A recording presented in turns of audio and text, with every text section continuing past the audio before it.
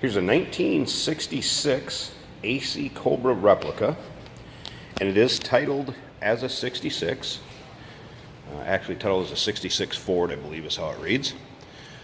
Is powered by Ford, 351 underneath the hood. 5-speed manual transmission in it. Does have the American Racing Shelby style wheels. Riding on some thick rubber, good tires on it. As you can see, the paint shows nicely on this.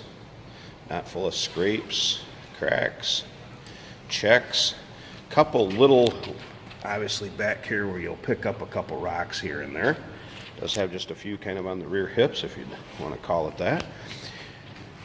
It is kind of a bronze stripe, not really gold. It's kind of tough to get the color to show up in on the camera here, but it's kind of a bronze, tannish gold. Kind of matches the interior, as you can see, the burgundy tan interior. There's your 5-speed. There's the gauge cluster on the dash. Does have a tilt steering column in it, which is nice on these for getting in and out.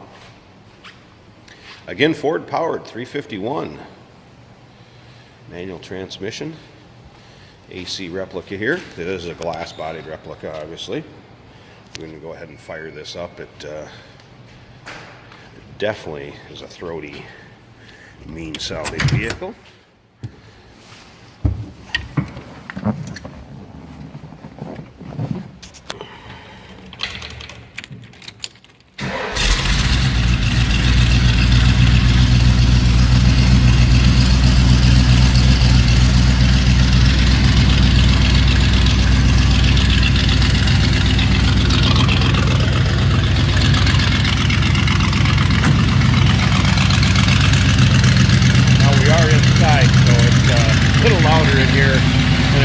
Typically would be outside, I get a little echo.